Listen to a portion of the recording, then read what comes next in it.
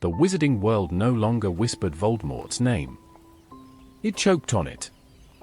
Shadows stretched across even the brightest places. Diagon Alley shuttered shops early, ministry officials walked with eyes on every corner, and families who had once debated Quidditch scores now debated escape routes. The war was not declared, but it had begun. In tonight's video, we will learn what has become of the wizarding world now that Voldemort has returned. The ministry may deny it, but the shadows grow longer with each passing day.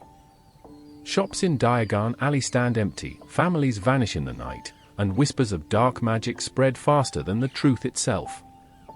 The Order of the Phoenix has returned to defend what little light remains, but even they know the storm that is coming will test them beyond measure.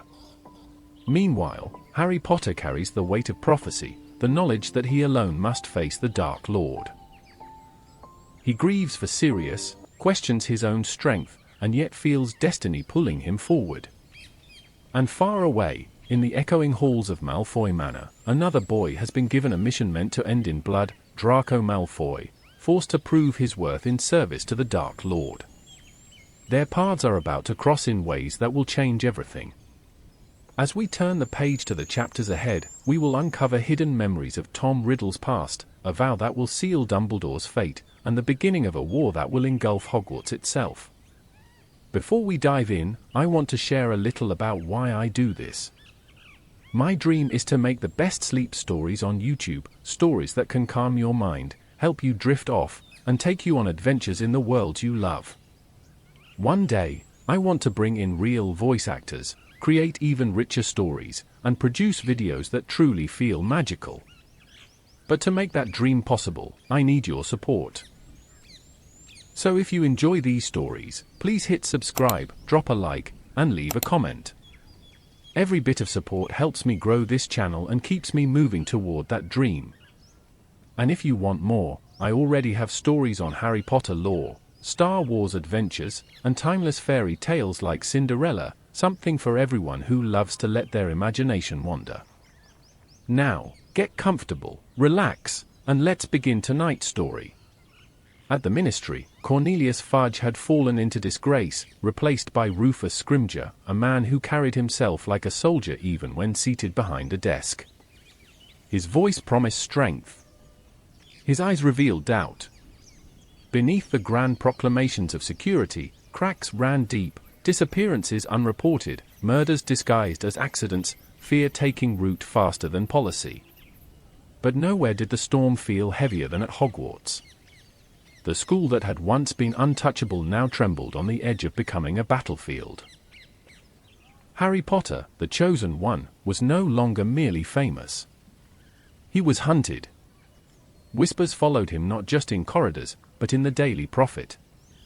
Students speculated, professors worried, and even allies pressed him for answers he did not yet have. Dumbledore had begun training him privately, sharing fragments of Tom Riddle's past, revealing how memory itself might hold the key to defeating a Dark Lord who had splintered his soul. Harry felt the weight of prophecy pressing like iron on his chest. He had lost Sirius, nearly lost himself, and still could not shake the truth Dumbledore had spoken, neither can live while the other survives. While Harry sat in classrooms, the Order of the Phoenix fought in alleys and back rooms. Lupin reported werewolf packs drifting toward Voldemort. Tonks appeared WAN, her laughter faded. Arthur Weasley returned from raids with burns hidden under his sleeves. And Mad-Eye Moody muttered endlessly of infiltrations no one else could yet confirm. Privet Drive remained Harry's prison and sanctuary, a protection forged in sacrifice. The Dursleys tolerated him as though he were a ghost, unseen but not absent, while Order members rotated guard duty outside. Every night, owls carried grim news to the kitchen table at Grimmauld Place. Every morning, another name went missing. Far from Harry, another boy had been given a destiny. Draco Malfoy, once smug and reckless in his cruelty, now carried secrets heavier than his pride. His family's fall from grace after Lucius's failure at the Department of Mysteries had placed the Malfoy name on a knife's edge. The Dark Lord did not forgive. He punished. And so Draco, barely 17, was given a mission designed not as glory but as death, to kill Albus Dumbledore. It was not expectation. It was a sentence. As summer deepened into autumn, the wizarding world braced for fracture. The Ministry clung to order, the Order clung to hope, and Hogwarts clung to tradition as if feasts and timetables could disguise the war marching closer. But behind locked doors, in a tower office lit by candle and starlight, Dumbledore and Harry began their true lessons. They delved into pensives and memories, unraveling the history of a boy named Tom Riddle who had grown into the monster now hunting them all. Every story was a clue. Every memory, a map. And each night, Harry realized the war would not wait for him to grow older.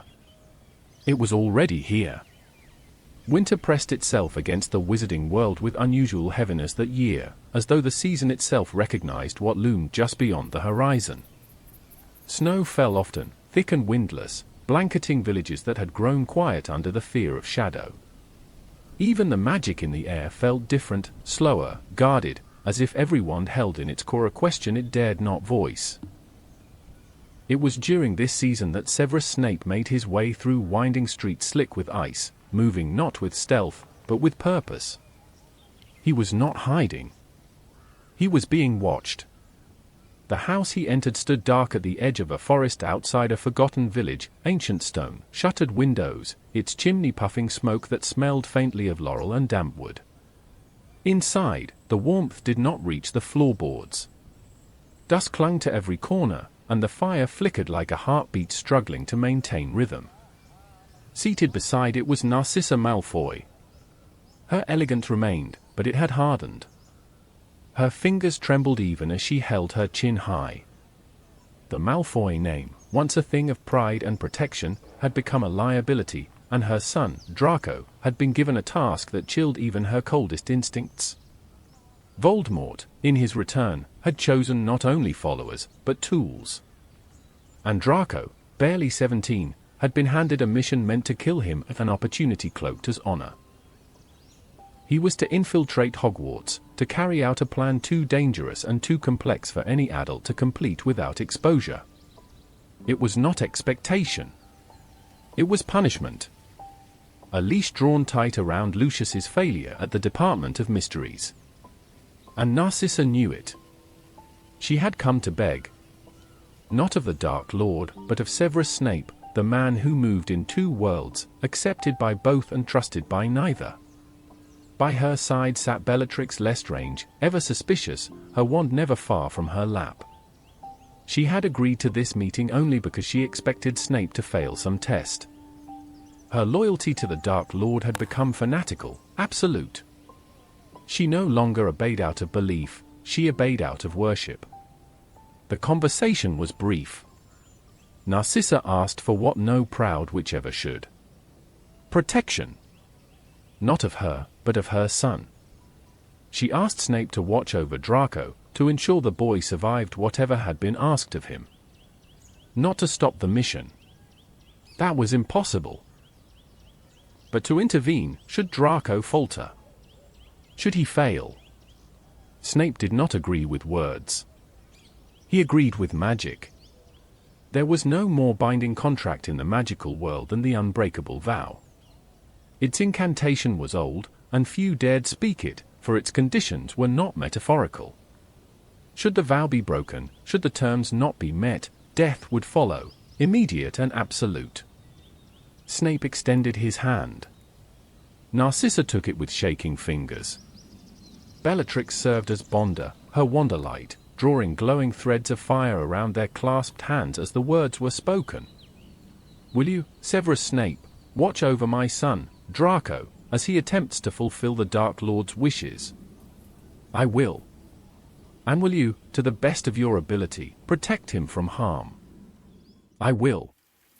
And if it seems Draco will fail, will you carry out the deed that has been assigned to him? Snape hesitated, not in speech, but in soul. I will.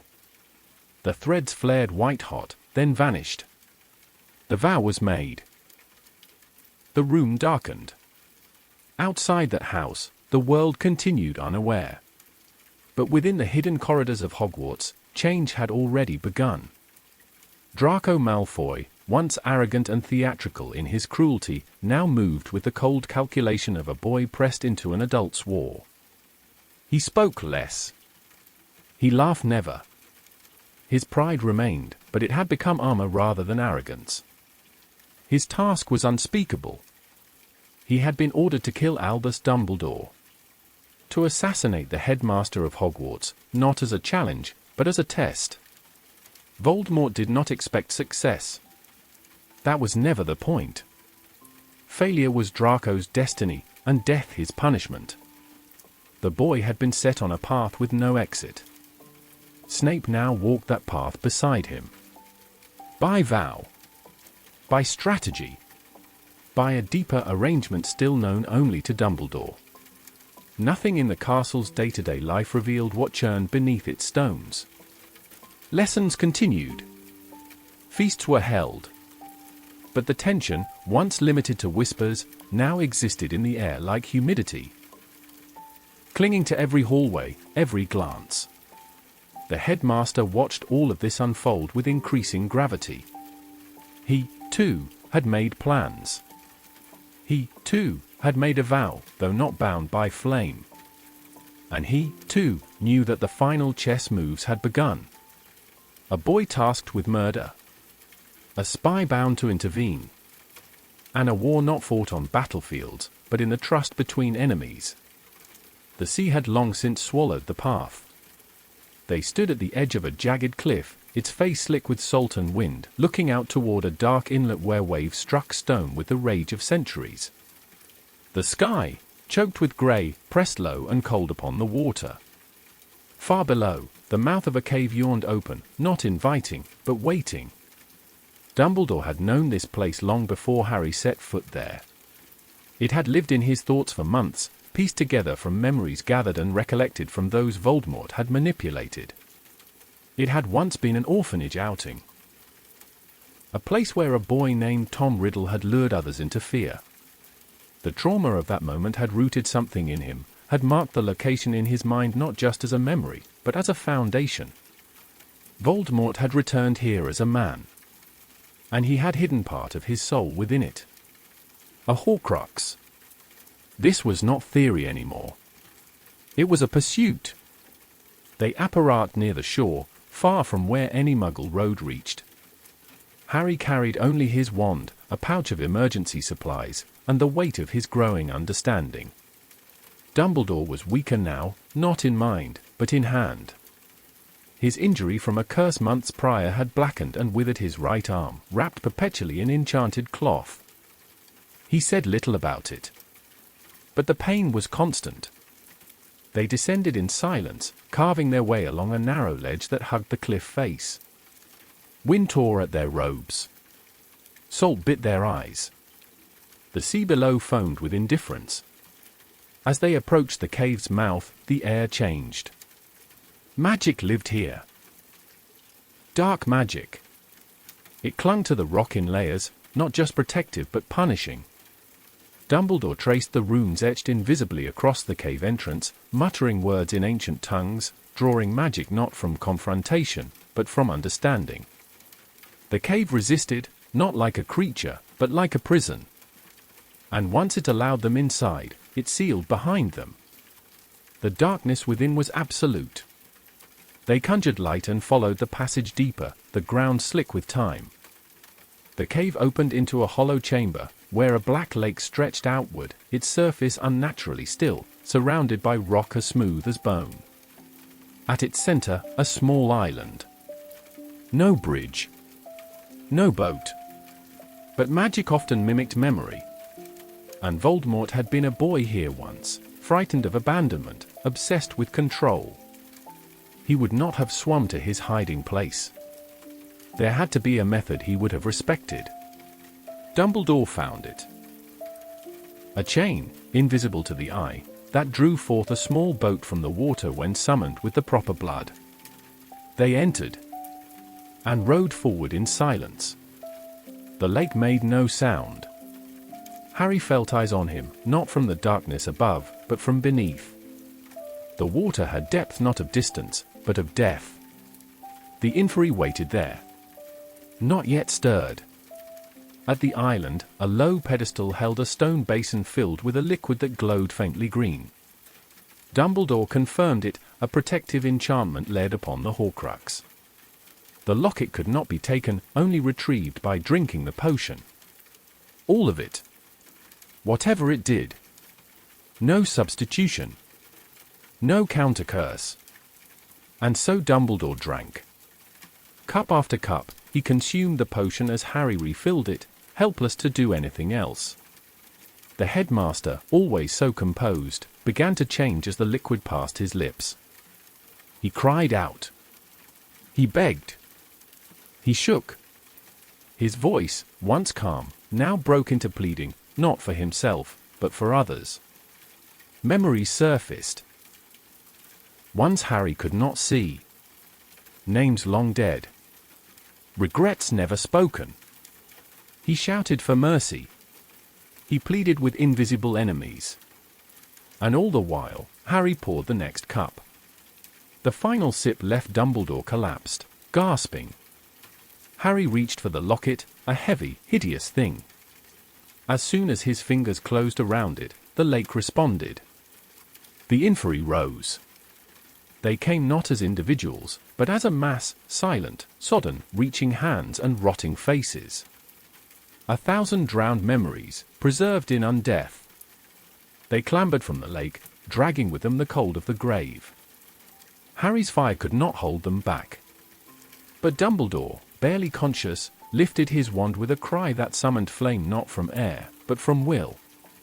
A ring of fire blazed around them, searing the creatures back into the water. The light roared through the cave like vengeance.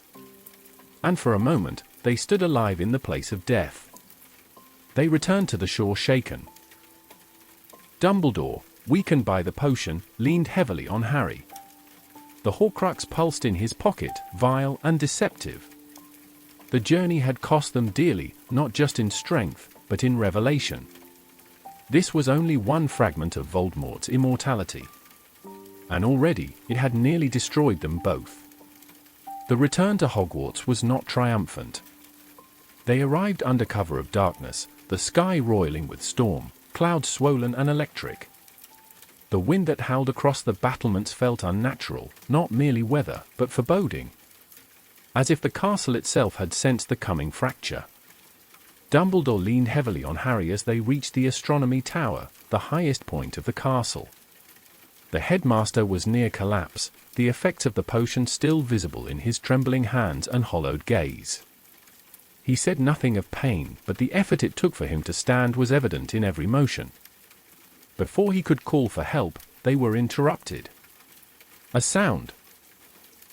Not from the stairs, but from the air. A burst of magic. And then, rising from the shadows, Draco Malfoy. His wand was raised. His face pale. Sweat clung to his brow despite the chill of the tower. His eyes, no longer those of a boy, held the knowledge that he was not prepared for what had come to him. He had done it. He had breached the castle. He had brought in Death Eaters. He had disarmed Dumbledore. But he could not kill him. Dumbledore, even weakened, looked at Draco not with fury, but with understanding. He spoke softly, not to plead, but to offer a choice. Draco had not yet crossed the line. He had not yet committed the act. And the headmaster, ever the teacher, ever the strategist, still hoped that mercy might sway a soul before it was truly lost. But the decision was no longer Draco's alone. The tower door burst open again, and with it came a rush of black-robed figures, Death Eaters, their faces obscured, their wands raised. Among them, Fenrir Greyback, wild-eyed and bloodthirsty. Alecto and Amicus Carrow, twin sneers in shadow. And then, Severus Snape. He arrived silently, his expression unreadable. His eyes met Dumbledore's. There was a flicker, not of fear, not of surprise, but of understanding. And in that breath between lightning and thunder, Dumbledore spoke. "Severus, please." There were no more words. Snape raised his wand. He did not hesitate. He did not falter. Avada Kedavra! The jet of green light struck Dumbledore square in the chest. His body was lifted into the air, suspended against the storm. And then he fell, from the height of the tower, through the open sky, and disappeared over the edge. The Death Eaters fled, their task completed. Chaos exploded within the castle. Spells echoed through corridors. Students screamed. Professors fought. The Order responded, but too late to prevent the breach.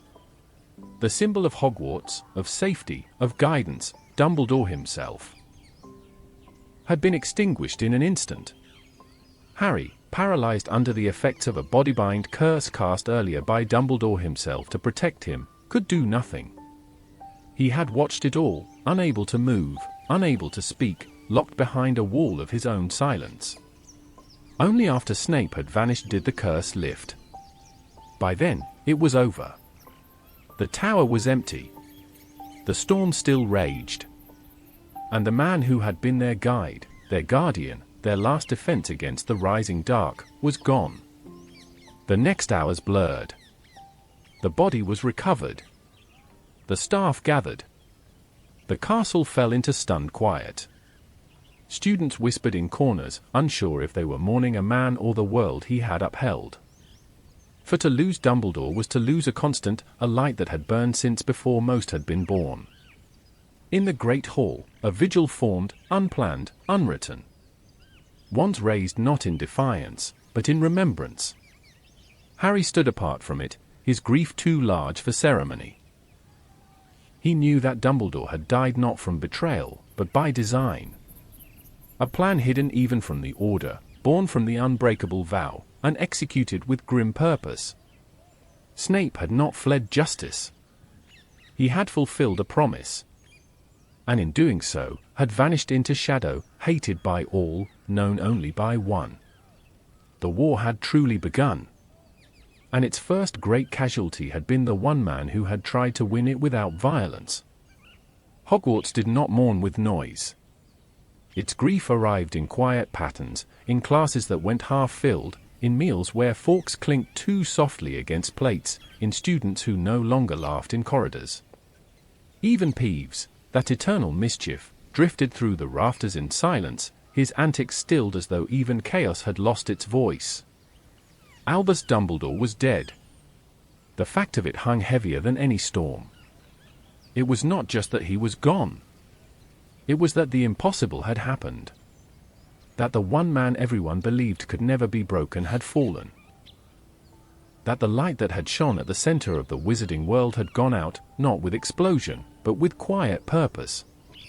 And so the preparations for his burial became an act of quiet rebellion.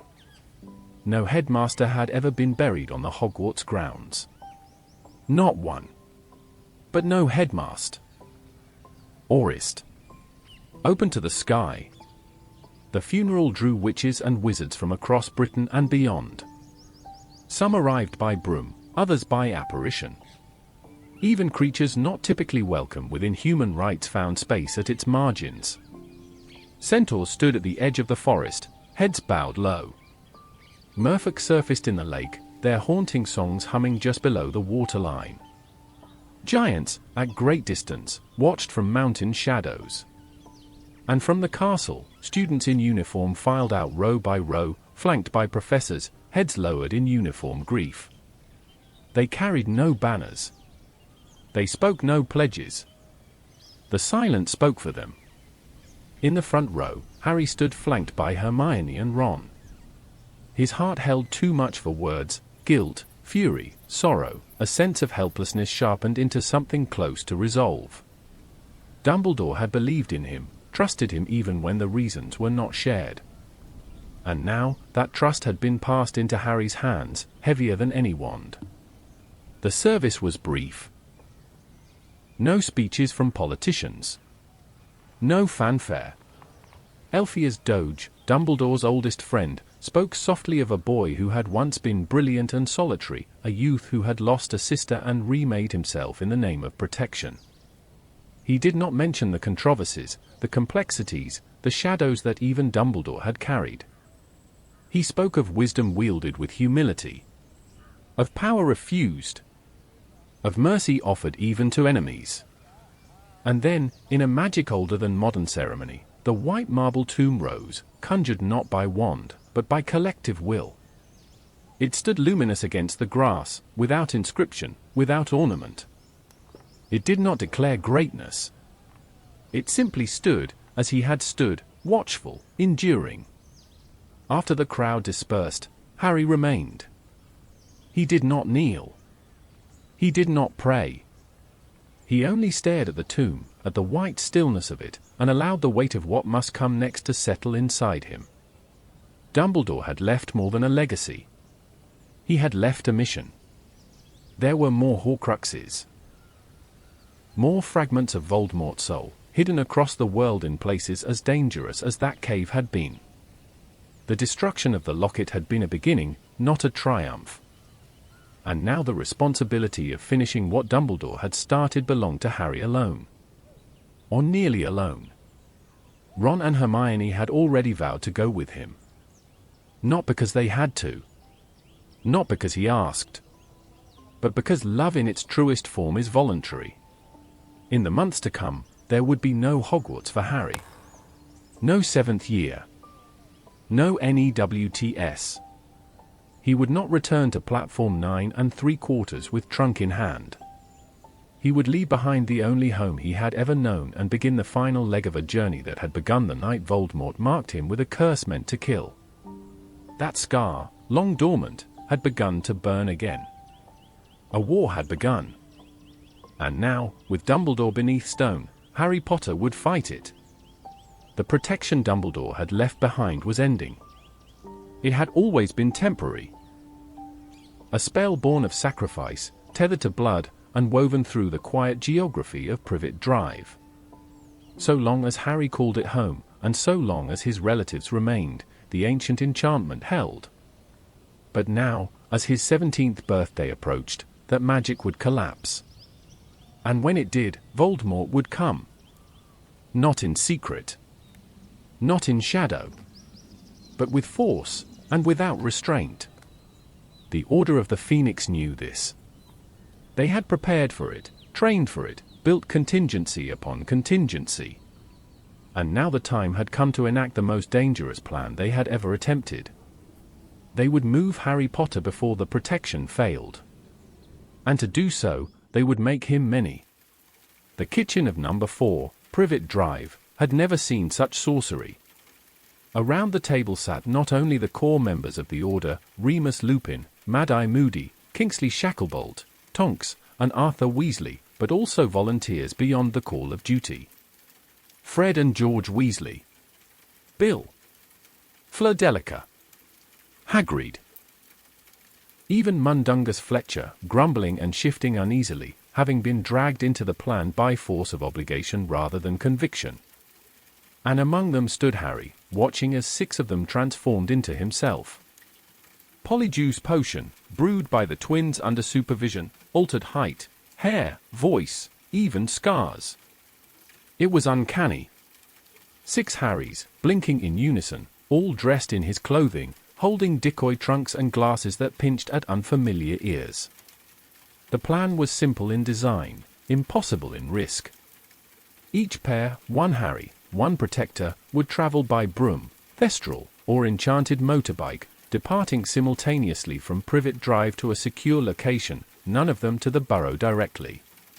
Only the real Harry would travel with Hagrid, atop Sirius's enchanted motorbike, rebuilt with Dragonfire accelerators and hidden weaponry. Each team had a different route, a different timeline, a different chance. But only one would carry the real target. They departed at dusk, the sky heavy with summer heat, the air too still. Within seconds of lift-off, the trap sprang. The Death Eaters had known. They had been waiting. And they came not with scouts or spies, but with Voldemort himself. The sky erupted into battle. Wandfire lit the clouds. Broom swerved. Thestrals shrieked. Figures moved in chaotic motion, each decoy Harry drawing spells in all directions. The night became a constellation of curses. On the motorbike, Harry clung to the handlebars as Hagrid swerved through the chaos. Spells ricocheted from magical shielding, enchanted side mirrors exploded under hexfire. The altitude shifted wildly as they dodged Death Eaters that closed in like vultures. From the corner of his eye, Harry saw Mad Eye spiral in battle with a masked attacker. A flash of green light. Then, nothing. He saw George fall sideways from his broom, blood streaking the wind. He saw Hedwig, silent, faithful Hedwig, struck by a stray curse in her cage. The motorbike veered. Hagrid shouted. Voldemort appeared, not as whisper or dream, but there, in flight, wand outstretched, eyes locked on Harry. He fired. And in that instant, their wands connected, not by spell, but by core. The gold light of Priory Incantatem burst between them once again, separating the Dark Lord from his prey. Voldemort's curse rebounded, searing across the sky, destroying one of his own in the blast. And then, the motorbike fell. Hagrid roared. Harry clung tight. They crash-landed in a pond near a dilapidated cottage, the water extinguishing flames that had begun to consume the bike. Drenched, bruised, and heart-pounding, Harry dragged Hagrid free from the wreckage. They had survived. But the cost had already begun to mount. Over the next hours, the safe houses filled. One by one, pairs returned, or didn't.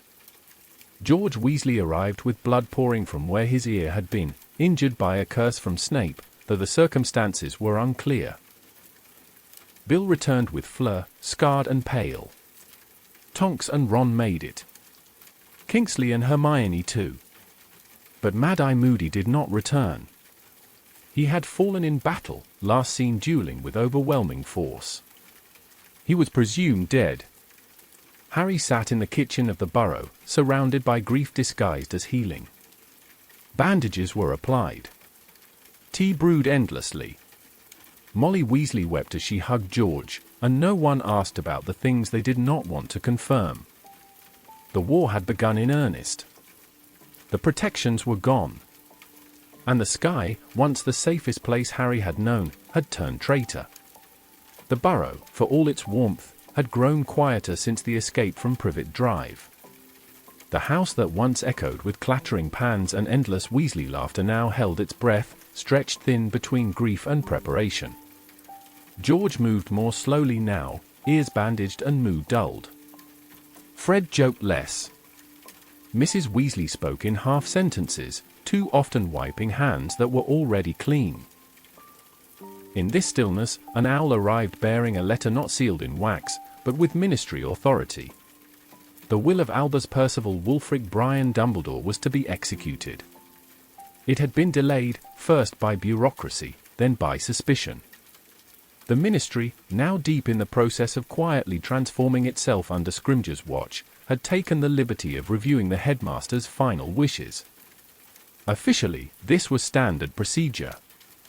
Unofficially, it was an act of caution, spurred by Dumbledore's influence, power, and the potential that even in death, he had left behind something dangerous. They found nothing illegal. But they found much that was puzzling. The items were delivered not in private, but by Scrimgeour himself, who arrived under the guise of formality, though his presence carried the weight of inquiry. He wanted answers, and believed Harry might supply them. He would be disappointed. The bequests were simple in form but complex in implication. To Ron Weasley, Dumbledore left the Deluminator, the small silver device used to snuff out and restore light with the click of a button. To most, it seemed little more than a curiosity. But to those who understood Dumbledore, it was clear no item had ever been so precisely chosen. To Hermione Granger, he left a worn copy of the Tales of Beedle the Bard, a collection of children's fairy tales, their pages annotated in Dumbledore's spidery hand. Hermione, bemused at first, quickly recognized that such a gift was no mere keepsake. Within the stories, something had been embedded, Something old. Possibly forgotten. To Harry, Dumbledore left 2 items. The first, the snitch he had caught in his first ever Quidditch match, the one he had nearly swallowed. It arrived in a velvet pouch, golden and inert. The second, an inheritance denied. Dumbledore had willed the sword of Godric Gryffindor to Harry, but the Ministry had confiscated it. They claimed it was not Dumbledore's to give. That it was a historical artifact belonging to Hogwarts. Scrimgeour's tone made it clear that he believed the sword represented something more. That it might be a weapon, or a key. And Harry, in turn, made it equally clear that whatever the Ministry suspected, he knew nothing. It was a lie. He just didn't yet know what kind of truth it protected. After Scrimgeour departed, frustrated, unsuccessful, the 3 sat with their objects, each more confused than before. Ron's Deluminator clicked quietly in his hand, swallowing the light and returning it again as if it were rehearsing. Hermione flipped through Beedle the Bard, reading stories that felt familiar and yet strangely resonant now, particularly one tale involving 3 brothers and a meeting with death. And Harry stared at the snitch. He whispered the word he knew it might respond to. I open at the close. But it remained inert. And still, he felt that Dumbledore had spoken through it, just not in words. Not yet. The will had done what Dumbledore had intended. Not to comfort. Not to explain. But to prepare. To guide them not with maps, but with tools, some obvious, some obscure, all chosen with the care of a man who had known he would not be there to explain them. It became clear, even in their confusion, that they were being asked to step forward without him. The plan, whatever it was, had begun. And though the pieces had yet to align, the next steps would not be taken by professors, aurors, or even the Order. They would be taken by 3 students, now fugitives in all but name. The war was here. And the clues left behind would lead them deeper than they could yet imagine, into legend, into death, and into the last mystery Dumbledore had ever pursued. The sky above the burrow glowed gold. Lanterns drifted by magic through the air, soft and warm like bottled starlight. Rows of white chairs lined the garden, transfigured from tree stumps and mismatched furniture. Butterflies conjured from wand-tips circled bouquets of wildflowers, and beneath a great white marquee, the laughter of dozens rose into the evening like music itself. Bill Weasley and Fleur Delacour were to be married. And the world, for a few precious hours, was invited to forget. The preparations had not been easy. Between raids and rationed supplies, the Ministry's slow collapse, and the haunting absence of Mad-Eye Moody, joy was a rare and rationed thing. But Molly Weasley insisted. Grief would not cancel love. War would not unmake the promise her son had chosen. So the invitations were sent. The tent raised. The goblets polished. And guests began to arrive. Wizards in dress robes. Witches with brooches older than their gowns. Old magic families mingled with new allies. Representatives of the Delacour clan, pale, graceful, ethereal, offered cheek kisses to the more red-faced and hurried Weasleys. It was a blending not only of blood, but of tradition. Even Auntie Muriel, ancient and sharp-eyed, arrived with her hat perched like a challenge to gravity and decorum both. In the center of it all stood Bill. His face bore fresh scars from Greyback's attack, still red and raw. But Fleur had not faltered. She stood at his side with silver in her hair and fire in her spine, and when someone whispered about his changed appearance, she had replied with a voice sharp enough to silence even the boldest tongue. I am beautiful enough for both of us. And so the wedding proceeded. With a canopy woven of lace and sky. With vows spoken in French and English, binding them across language and pain. With laughter, with tears, and with the dance that followed, spinning guests into spirals of joy they hadn't remembered they were capable of feeling. For Harry, who sat beneath the cover of Polyjuice Potion, transformed into a red-headed cousin named Barney Weasley, the wedding was bittersweet. He watched Ginny from across the marquee, radiant and fierce, dancing without shoes. He watched Ron and Hermione, their hands brushing briefly as they passed goblets and exchanged dry remarks. He watched the Weasley parents hold each other like a sigh after a long day. It was beautiful. And it was borrowed time. Because beyond the boundaries of the Fidelius charm, the world was shifting. The Ministry had already begun to rot from within. And Harry knew that even this celebration, this pocket of light, could not last. As twilight deepened, the dancing grew wilder. Luna Lovegood arrived late, wearing a sunflower crown and speaking dreamily about goblins nesting in the rafters. Xenophilius Lovegood, her father, spoke briefly with Harry about the Quibbler, which had begun printing articles openly supporting him, a rarity in a media environment increasingly shackled by Ministry decree. And then came the interruption. It did not arrive with noise. It arrived with a patronus. Silver, galloping, a lynx, leapt into the center of the marquee, startling the band into silence, drawing every eye. It was Kingsley Shacklebolts. The Ministry has fallen. Scrimger is dead. They are coming. The patronus vanished. The music stopped. The world reasserted itself. The sky darkened. And all illusions of safety vanished with it. The patronus dissolved like mist in the heat of the marquee lamps. For half a breath, the crowd stood frozen, silver sparks still hanging in the air like ghostly punctuation. Then the spell broke. Screams rose. Chairs overturned. Ropes caught on lantern cords. A blur of motion scattered through the Weasley garden as guests drew wands, many shouting at once, others vanishing on the spot. Harry did not hesitate. He lunged for Hermione and Ron. There were no goodbyes, no plans, only instinct. The crack of apparition split the night as the trio vanished from the chaos. Their feet landed on wet pavement. Darkness. Noise. Smog. They had arrived in Tottenham Court Road, the London street flickering with late-night headlights and neon signs, slick with summer rain and devoid of comfort. The magical world had evaporated. They were standing now on the edge of the Muggle One, modern, blinking, unknowing. The stillness hit them like a slap. They were alive. But already, they were hunted. They ducked into the first open doorway they found, a small cafe, narrow and dim, its windows fogged from years of grease and its booths patched with mismatched vinyl. The hum of fluorescent lights buzzed low above the sizzle of an unattended grill. A waitress blinked at them. Hermione ordered 3 cappuccinos with the unthinking certainty of someone trying not to cry. They slid into a booth, hands shaking, the smell of burnt onions oddly grounding. Harry stared out the window. Ron cursed under his breath. The moment cracked when the door opened again. 2 men stepped in, dressed in unremarkable coats, with eyes that didn't blink often enough. They ordered nothing. They looked directly at Harry.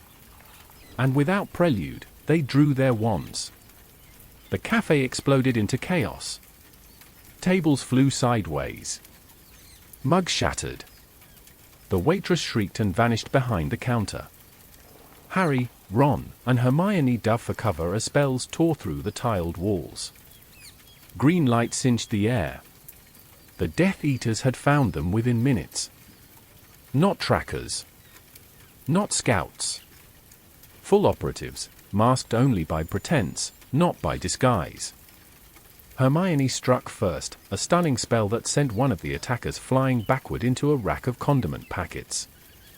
Ron parried a second curse and disarmed the other. Harry, breath ragged, took aim and fired Expelliarmus, and then again, out of reflex, Petrificus Totalus. The fight ended as suddenly as it had begun. Silence. The Death Eaters lay unconscious on the floor, one partially buried under the wreckage of a shattered booth. They had names, Dolohov and Roll. High-level enforcers. Not the kind sent to search. The kind sent to kill. Hermione sealed the cafe door with half a dozen protective spells, then flicked her wand toward the unconscious bodies, obliviating both in seconds, erasing their memory of the encounter, of Harry, of anything but confusion. She turned to the others, eyes wide. "They're monitoring the Ministry. That's how they found us. The trace must have broken the second you turned 17, they can track us now. Apparition, spell casting, anything. They were not just fugitives. They were targets." With Dumbledore gone and the Order scattered, no one would intervene fast enough. The Ministry was in Voldemort's hands now, a puppet office with new policies whispered behind closed doors. Undesirable number 1 posters had likely already begun printing. Every wand raised in public would narrow their trail. Every spell would bring death closer. They fled the cafe before the spells wore off. Outside, the street remained oblivious, cars passing, a drunk laughing, a dog barking somewhere in the distance. The Muggle world, brilliant in its ignorance, offered no help and no threat. Only silence.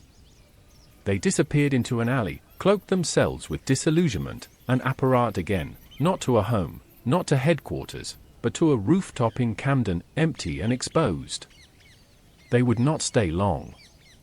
They would not be staying anywhere long. This was how it would be now, hunted, hidden, moving from place to place like whispers avoiding wind.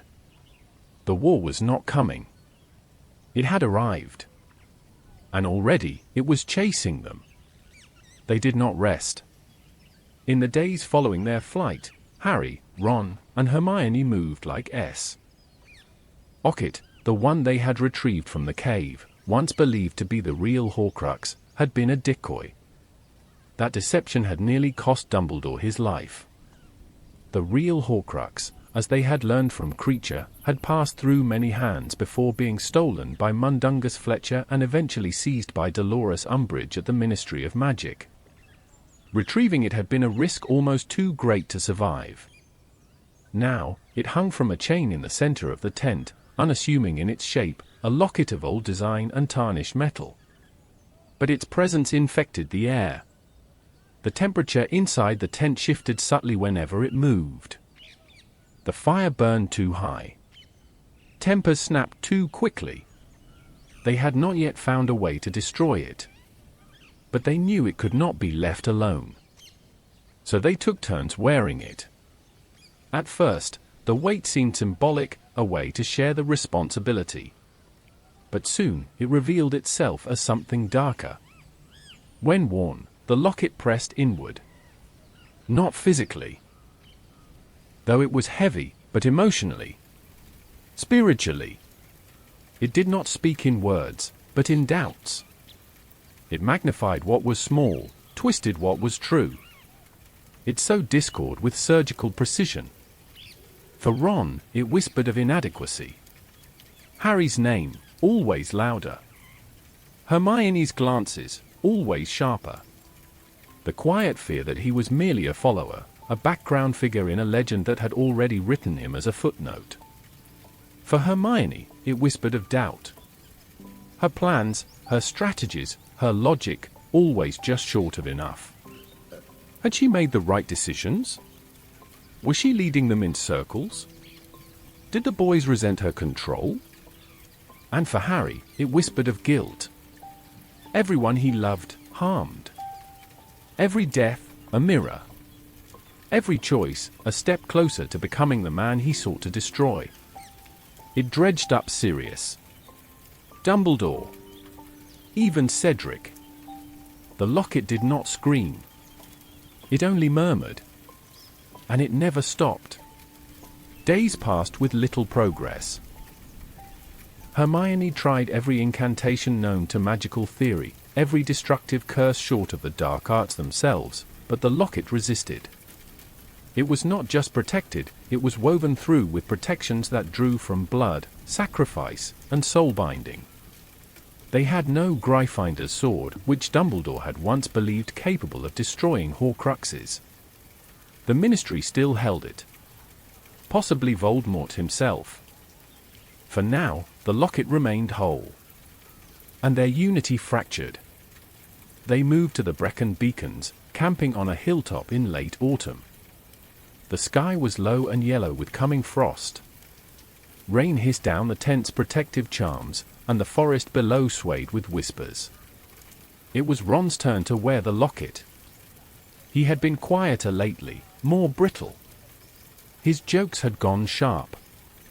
His gaze lingered too long on Hermione, and too long on Harry when he thought no one was watching. The locket had found the crack in him, and pushed. That night, he snapped. Not loudly. Not dramatically. But with a cold, resigned finality. He accused Harry of leading them nowhere. Accused Hermione of blind loyalty. Accused Dumbledore of betrayal, giving them a quest without guidance, a map with no key, a sacrifice without purpose. Harry tried to stop him. Hermione begged him to wait, to stay, to listen. But Ron turned from the fire and disapparated into the night. The tent was colder without him. Hermione barely spoke. Harry tried to rationalize it, to blame the locket, to believe Ron would come back. But in his heart, he felt the first true fracture of the journey. They had begun together. Now, they were fewer. The locket remained. And it pulsed in the quiet. They waited until Christmas Eve. Snow had fallen for days, burying the forests in muffled quiet. The tent, pitched in the roots of an ancient ash tree, remained warm only by magic and willpower. Neither Harry nor Hermione spoke much of Ron. His absence clung to them, not as conversation, but as atmosphere. It affected everything: sleep, decision, even breath. But the plan remained. Godric's Hollow. It was not just a place. It was origin, the village where Harry had lived as a child, where his parents had died, and where the boy who lived had first been marked by death. And perhaps, it was also a place where something of Dumbledore's trail might remain. They apparat just after dusk. Godric's Hollow lay nestled between dark hills, its rooftops dusted with snow, its gas lamps flickering against the fog. Icicles clung to window sills.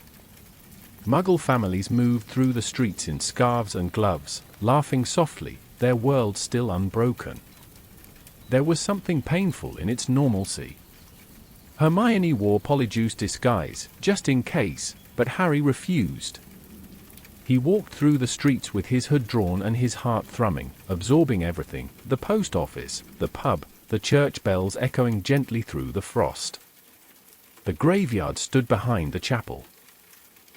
Quiet, half-sunken stones rose from the snow like teeth. They searched by wandlight.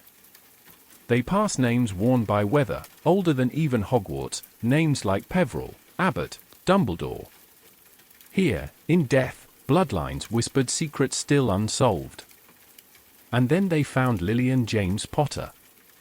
Two names, side by side. The last enemy that shall be destroyed is death.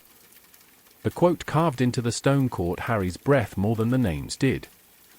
It felt not like comfort, but like challenge. A line drawn between worlds, one his parents had crossed, and one he had never left. He knelt, brushing snow from the letters. He said nothing. Hermione, beside him, touched his shoulder, and the silence held. Beyond the graveyard lay a crooked lane that ended at a cottage, roof collapsed, ivy grown thick around scorched stone. It stood behind iron gates, half-wrecked, half-preserved, the ruin of the Potter's home. It had not been rebuilt. It had been left as it was a memorial. A sign stood at the gate, its plaque engraved with a brief message, but scrawled over in wizard ink were messages from others. "Thank you, Harry. They didn't die in vain. We'll finish it. Always." Harry stood before it as if at the edge of time. The house looked small. It was hard to imagine war beginning here, harder still to imagine himself, a baby in a crib upstairs, while a dark lord aimed a wand and a mother screamed in defiance. He reached for the gate. And that's when she appeared. Bathilda Bagshot, cloaked in layers, moved with a slow, halting gait down the lane. Her presence was unexpected, sudden, but not alarming. She looked ancient, almost skeletal, eyes sunken and yellowed with time. Her mouth moved without sound. Hermione flinched. Harry recognized the name, Bathilda, the historian, author of A History of Magic, and one of the few people who had once known Dumbledore well. She beckoned. They followed. She led them into a crooked house, damp with age and smelling faintly of decay. The interior was cloaked in shadows. Books lined every wall, their spines crumbling with age. A fire hissed in the grate, not warm, but perfunctory. Bathilda did not speak. She merely turned, slowly, and ascended the stairs. Harry followed her into a bedroom laid in dust. Hermione stayed behind. It was only once the door closed that Harry realized something was wrong. Bathilda moved not like a person, but like a shell. She turned, her back grotesquely still, and suddenly, split open. From within her corpse slithered something alive. A snake. Massive. Emerald-scaled. Nagini. Not a pet. A part of Voldemort. A trap. The attack came fast. Harry fell backward over broken furniture.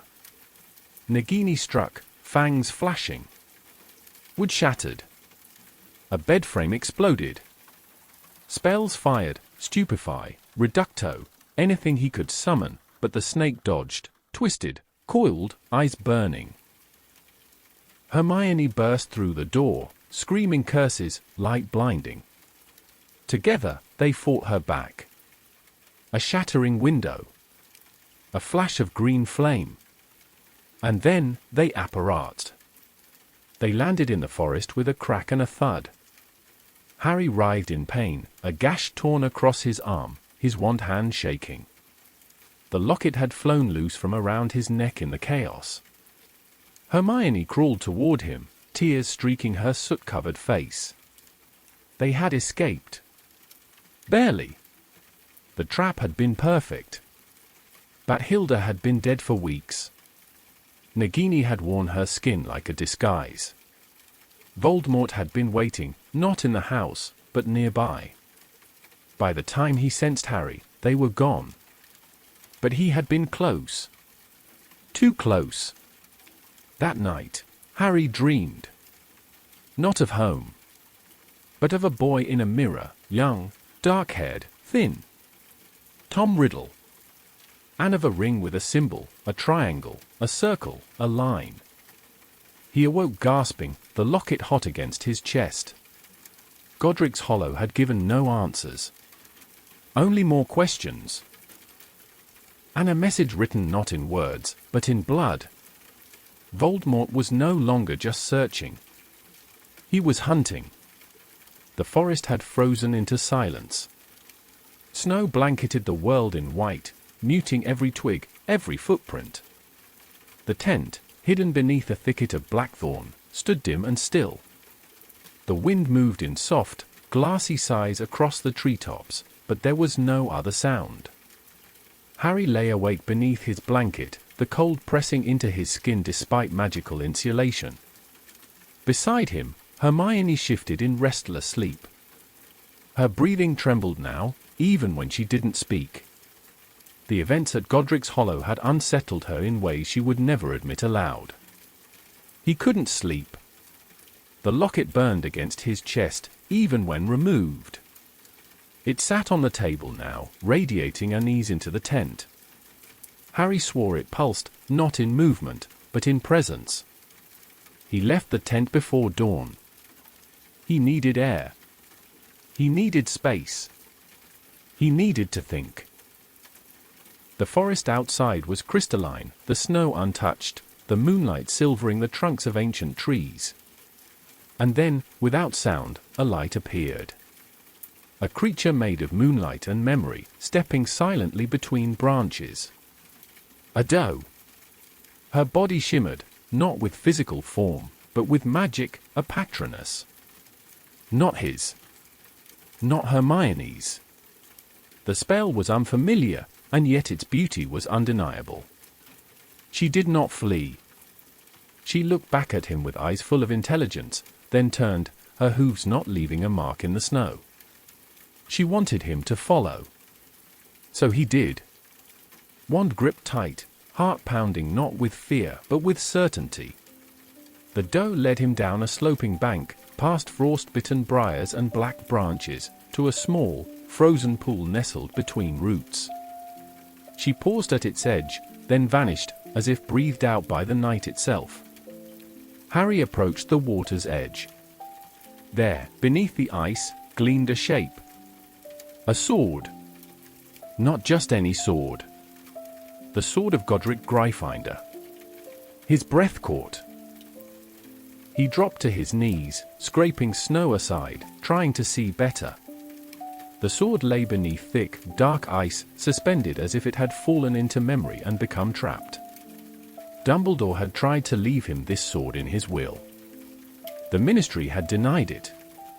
But here it was, offered not by politics, but by fate. Or something else. He knew what he had to do. He stripped off his coat, then his sweater, boots, even his wand, placing it carefully on the snow. The locket he left last, as if reluctant even to let it out of sight. Then he stepped into the water. It was a cold like nothing he had ever known, not just frigid, but suffocating. Each inch a new form of pain, the surface cracking and shifting as he broke through. When the water reached his chest, he dived. The sword was just out of reach. His fingers stretched. And then, pain. The locket had come alive. It had risen, its chain tightening, strangling. The moment he had submerged himself, it had sensed vulnerability. The Horcrux wrapped around his throat like a snake, pulling, choking, drowning. He clawed at it, bubbles bursting from his mouth. His lungs screamed. Darkness closed in. Until a hand grabbed him. Pulled him upward. Dragged him gasping onto the ice. Harry coughed out water and snow.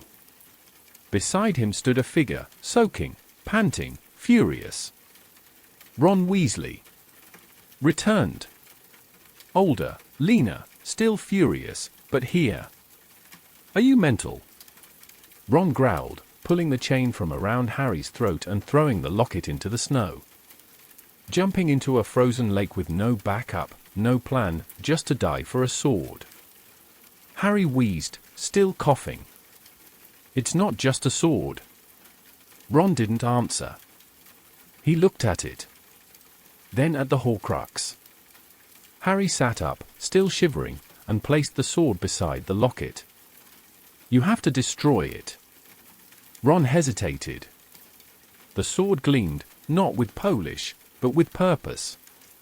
Goblin-made. Drenched in basilisk venom. One of the few weapons that could destroy what they hunted.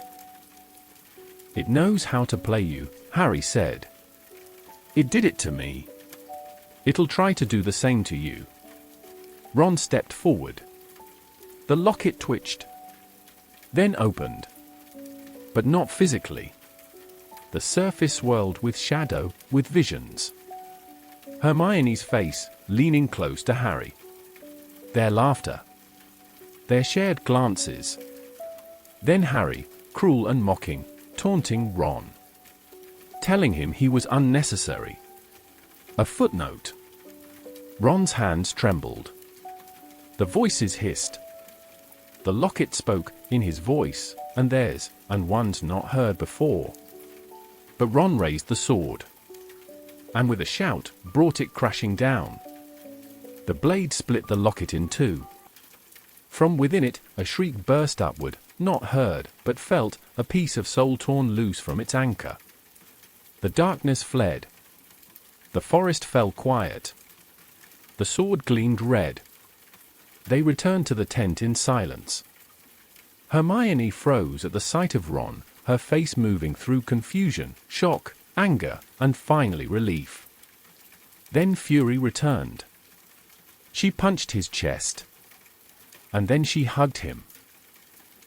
And though she said little, Harry saw it, forgiveness growing like moss over stone. Slow, but sure. That night, the three of them sat close again. Together. The first Horcrux had been destroyed.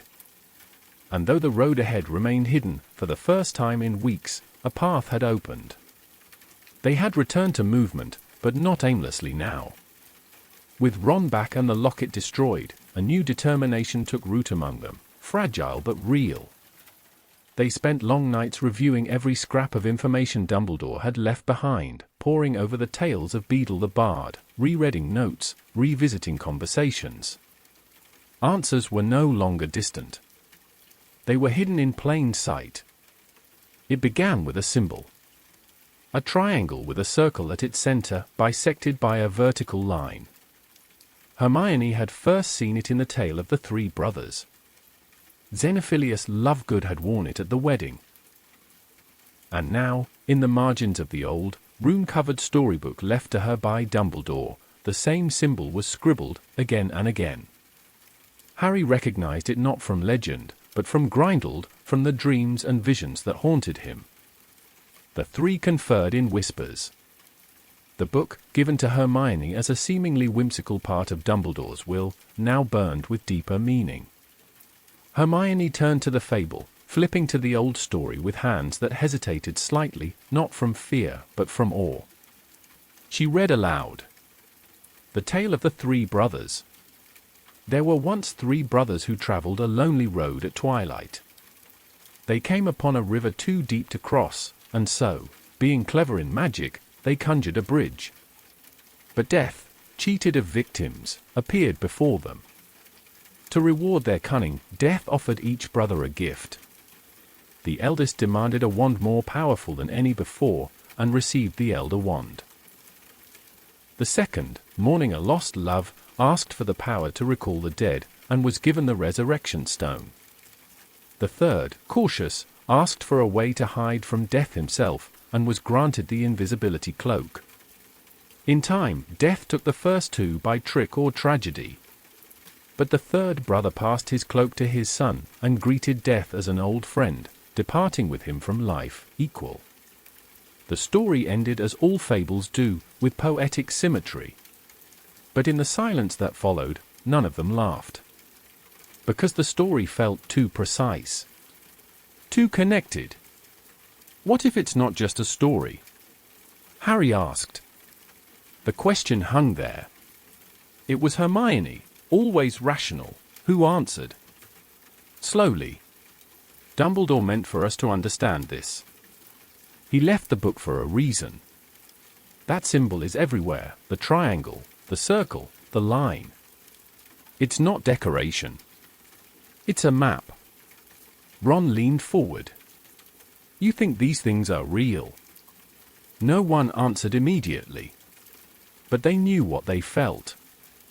The Elder Wand. The Resurrection Stone.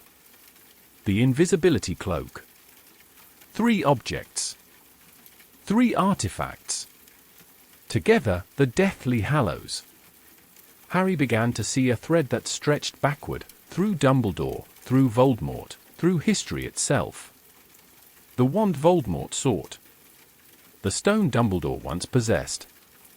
The cloak Harry inherited from his father. Not coincidence. A pattern. He remembered the ring, the one Dumbledore destroyed, cursed his hand with, hidden in the Gaunt Shack. It bore the same symbol. The Resurrection Stone.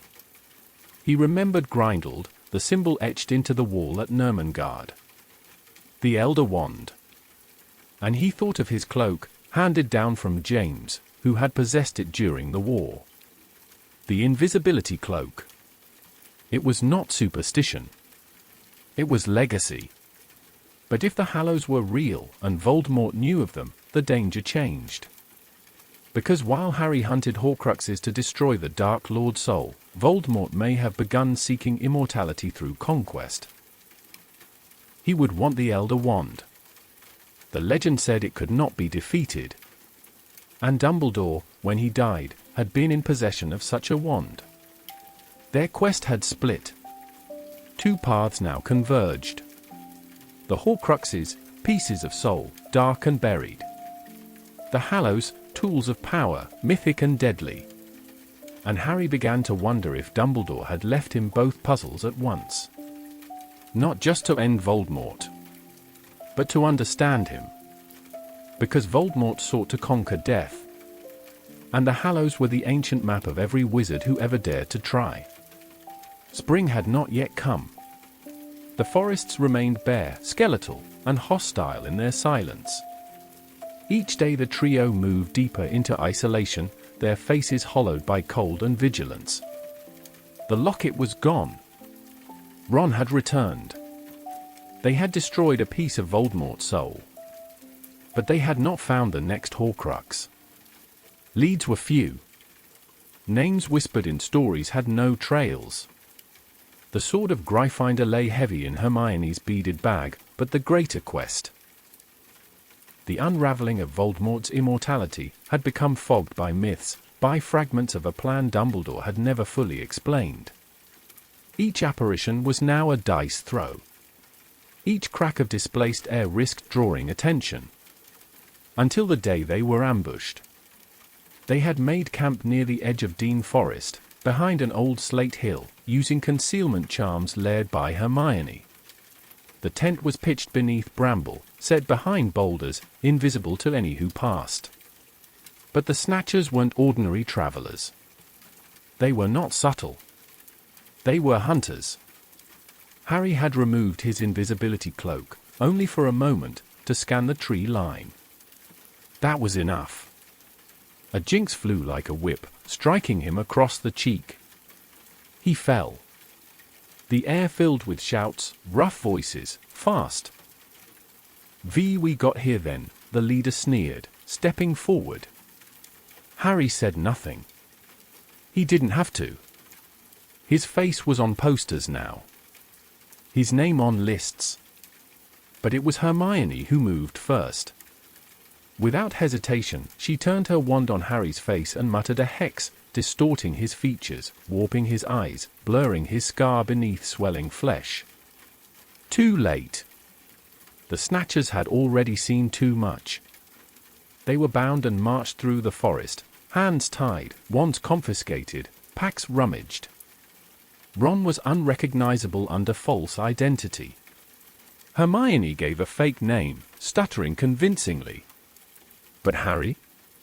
Harry said he was Vernon Dudley, and it was not believed. The Snatchers debated. Then someone saw the sword of Gryffindor, wrapped in cloth. It was enough. The name Harry Potter began to circulate among the group in hungry tones. Arguments broke out. Rewards were speculated. And then, the worst outcome. We take him to Malfoy Manor. Not to the Ministry. Not to a cell. But to Lucius Malfoy, where Bellatrix Lestrange waited. The journey was short, apparat in jumps. They arrived before the iron gates of Malfoy Manor as shadows under moonlight. The building rose from the dark like something grown, not built, columns of pale stone, windows like black mirrors, surrounded by frost-kissed grounds that seemed to reject warmth altogether. The gates opened. Harry, Ron, and Hermione were forced inside. And the door shut behind them like the lid of a tomb. The entrance hall of Malfoy Manor was more a mausoleum than a home. The stone beneath Harry's feet was polished to glass, reflecting flickers of candlelight and footsteps that did not belong. The ceiling stretched too high, built for grandeur, not warmth. Cold hung like a permanent enchantment. Harry's face still throbbed from Hermione's hex, but it had done its job. His features were just distorted enough to cause uncertainty, enough to delay the moment when recognition could become a death sentence. The Snatchers led them forward like cargo, grinning, loud, too confident to notice the finer tensions waiting inside. Draco Malfoy stood near the hearth, pale and rigid. Behind him, Lucius watched with eyes made colder by disgrace. His name no longer commanded the awe it once had, and he knew it. Now, every opportunity to curry favor with Voldemort was a lifeline. "Is it him?" Lucius asked, voice brittle with need. Draco stared at Harry. Paused. Then looked away. I can't be sure. It was a lie. But one born of exhaustion, of fear, of something too fragile to name. Harry saw the war in Draco's eyes, not between right and wrong, but between orders and consequences. Lucius pressed further, summoning Bellatrix. And when she entered, the temperature dropped. Bellatrix Lestrange moved with an elegance twisted by madness. Her eyes found the sword of Gryffindor, now unwrapped, and panic took her. "Where did you get this?" Hermione stammered. Bellatrix advanced. She tore Hermione away from the others and dragged her upstairs, wand drawn. Screams followed moments later, real, uncontained, slicing through the manor like sirens. Ron fought against his restraints, wild with rage. Harry's pulse thudded in his ears. They were bound in the cellar minutes later, forced below ground, locked with iron and stone and the sound of muffled cries above. The air stank of mildew and old despair. And there, in the shadows, came a voice. "Harry?" It was Luna Lovegood. She sat in the far corner, calm as snowfall, imprisoned for weeks, her silver eyes unclouded. Beside her, Dean Thomas, grimy but alert, and Griphook, the goblin from Gringotts, barely breathing, his leg bound by a blood-soaked cloth. They had been taken for different reasons. Luna, for her father's defiance. Dean, for lack of blood status. Griphook, for knowledge of goblin secrets. And now they waited in the dark together. Harry and Ron barely listened. Their ears were focused on the screams above. On Hermione. Bellatrix tortured not to kill, but to extract. She believed the sword was stolen from her vault. She demanded to know how. And Hermione, through fire and fury, gave her nothing. Every shriek etched itself into Harry's bones. Time twisted. He didn't know how long they remained locked below.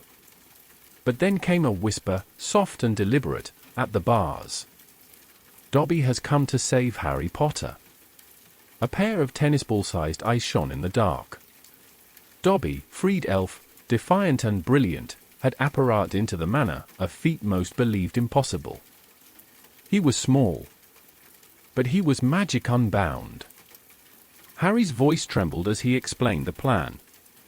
Dobby would take Luna, Dean, and Griphook first, side-along apparition to Shell Cottage, Bill and Fleur's refuge by the sea. Then he would return.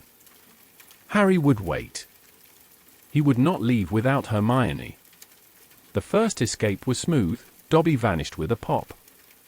And moments later, he returned. Bellatrix was still above. Harry and Ron had no time. They burst from the cellar with the stolen wands Dobby had retrieved, launching curses into stunned Snatchers, dodging hexes, and racing for Hermione. They found her curled on the drawing room floor, barely conscious, Bellatrix still snarling threats. A duel erupted. Lucius joined in. Narcissa. Draco hesitated. And then, with perfect timing, Dobby returned. He dropped the chandelier. It crashed down like judgment. Bellatrix screamed. Everyone scattered. Harry grabbed Hermione. Ron grabbed Griphook. And they apparated. They landed on the beach at Shell Cottage. Sand. Cold wind. The sea crashing with indifference. Hermione moaned, barely awake. Ron cradled her. Griphook bled into the earth. And Dobby stood smiling. Proud. Triumphant. Then he fell. The silver knife thrown by Bellatrix had struck true. Harry caught him. The elf's chest heaved once, twice. Dobby is happy to be with his friend, Harry Potter. And then he was still. Harry dug the grave himself. No magic. Just hands. Each scoop of earth a final gift. He laid Dobby to rest above the sea, beneath a cairn of stones, with a marker carved into driftwood. Here lies Dobby, a free elf.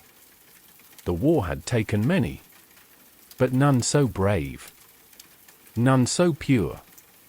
And in the silence that followed, Harry knew. The quest could no longer wait. The next Horcrux must fall. The morning broke pale over Shell Cottage. Waves dragged themselves across the shore with the weariness of old ritual. In the cottage, a plan began to take form, not sleek or flawless, but one carved from necessity. There would be no time for elegance, only for boldness. Harry knew that Voldemort had used Bellatrix Lestrange's vault at Gringotts to store something. The panic in her eyes at the sight of the sword of Gryffindor had said as much.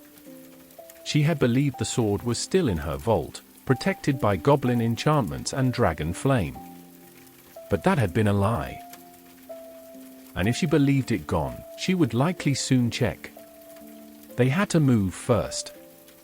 The days leading to the heist were spent in meticulous preparation, if not for success, then at least for survival. Griphook, now recovering slowly from his wounds, had agreed to assist. Not from loyalty, nor kindness, but from bargain. Goblins were not governed by the same codes as wizards. Ownership meant something older, and more rigid, to them. Harry promised him the sword of Gryffindor in exchange for his help breaching the Lestrange vault. It was not a lie. But it was not the whole truth. Because Harry knew the sword would be needed again, to destroy more Horcruxes.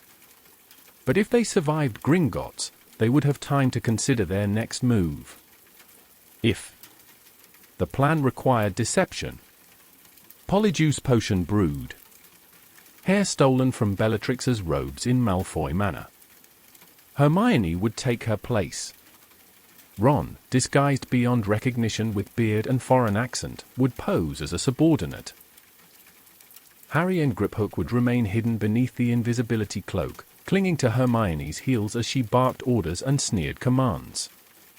They apparat to Diagon Alley under morning haze. The street was not as it once was. Shops were shuttered. Windows darkened. Goblins patrolled the steps of Gringotts not as clerks, but as guards. Even under disguise, tension bloomed. Hermione's performance was brittle, but passable. She stormed the lobby with Bellatrix's gait, imperious, impatient, toxic. The goblins recognized her. But they did not trust her. Still, they escorted her. The cart ride into the depths of Gringotts was violent, twisting rails, underground caverns, ancient stone halls carved into the earth. Waterfalls passed overhead, enchanted to detect lies and disguises. The Polyjuice potion faltered, sizzling under magical scrutiny. Their true forms flickered. Hermione shouted. Ron threatened. The goblins hesitated. Then relented. They reached the Lestrange vault. It loomed like a tomb of gold and malice. The door, engraved with curses, opened at the touch of a goblin's claw. Inside, a mountain of treasure, but cursed, multiplied on contact. One touch, and the objects would duplicate, threatened to drown the intruder in their own greed. Amid the pile glinted a single object. A golden cup. Hufflepuff's cup. They moved fast. Harry spotted the cup and dove. The treasure reacted, multiplying with each contact, burning hot, rising like a wave of molten metal. Griphook screamed. Hermione slipped. Ron tried to hold her. The cup was snatched just as the chamber threatened to collapse beneath the weight of its own defenses. And then, betrayal. Griphook turned. He seized the sword, vanished through the vault door, and abandoned them. The guards were already arriving. They fled not by cart, but by force. Spells ignited the tunnel. Alarms blared. Goblins shouted. The vaults trembled. The entire bank seemed to awaken. Not like a structure, but a beast disturbed. Their escape became chaos. And then they found the dragon. Pale. Blind. Caged in iron. A creature used to guard the lowest vaults, tortured into servitude. Its chains were branded with flame. Its body bore scars older than its keepers. Harry did not see an obstacle. He saw a way out. They mounted the dragon. Hermione cast a blasting curse. The vaults collapsed. And together they rode the dragon through fire and stone, up through the depths, bursting from the white steps of Gringotts into the sky. Freedom came not with silence, but with the scream of a beast and the shattering of centuries-old magic. They flew for miles. The dragon carried them high above the countryside, wind tearing at their skin, the sky wide and wild. Eventually, it landed on a desolate hillside. They slid from its back and watched it disappear into the mountains. They were burned. Bruised. Exhausted. But in Harry's hands, he now held another Horcrux. Hufflepuff's cup. They had stolen from Gringotts. They had survived. But now, Voldemort would know. They camped in silence after the escape. The stolen cup sat wrapped in cloth, isolated, untouched. But its presence was palpable, not in weight, but in tension. Another piece of Voldemort's soul. Another fragment of the unnatural. Hermione's hand shook when she unwrapped it. Ron didn't speak. And Harry, though cold and scraped raw by dragonflight, stared at it with the haunted clarity of someone who could now see the pattern forming. For Horcruxes destroyed.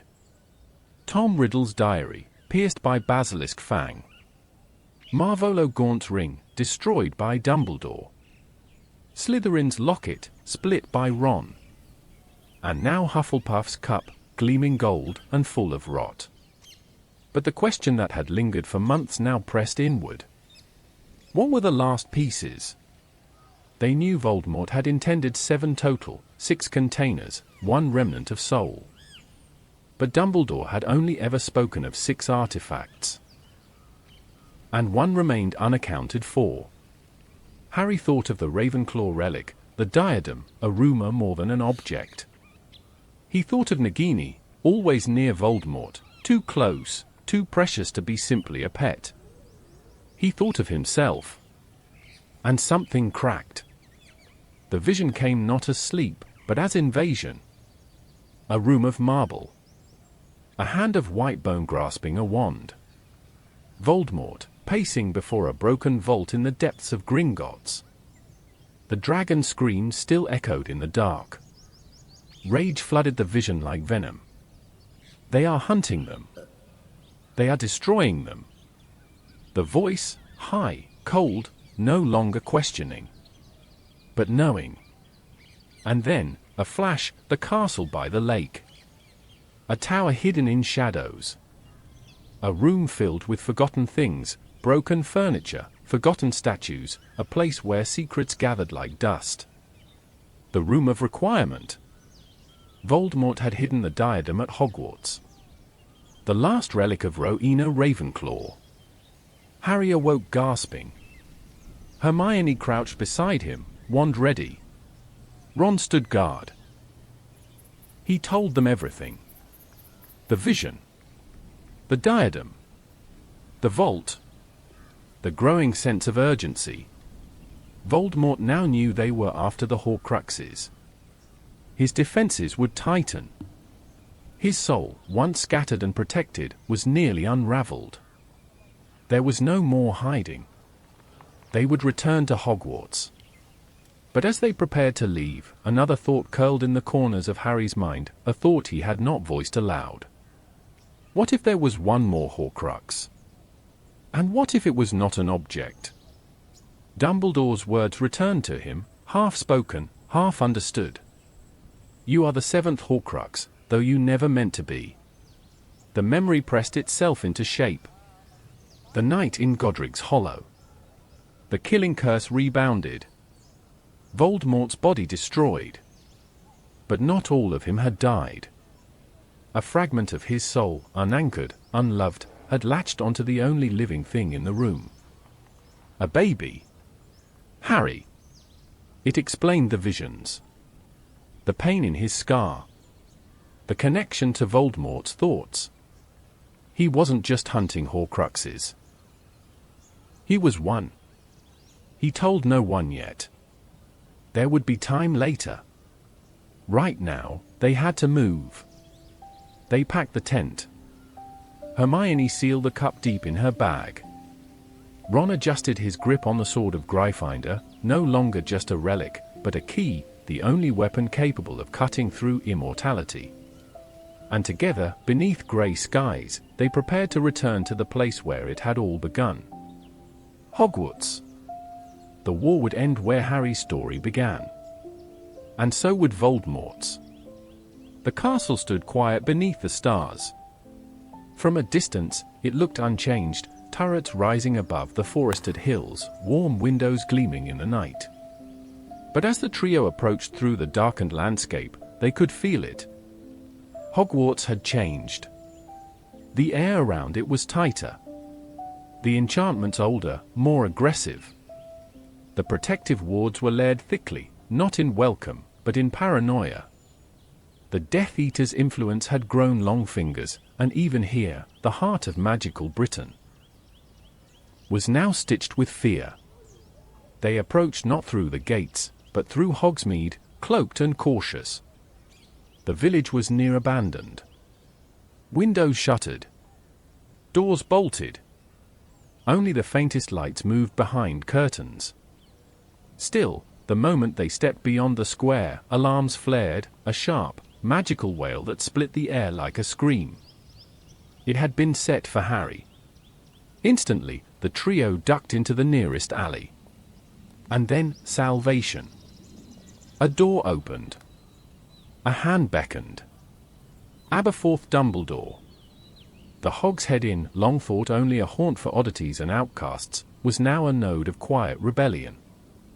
Aberforth had not abandoned his brother's memory, only his methods.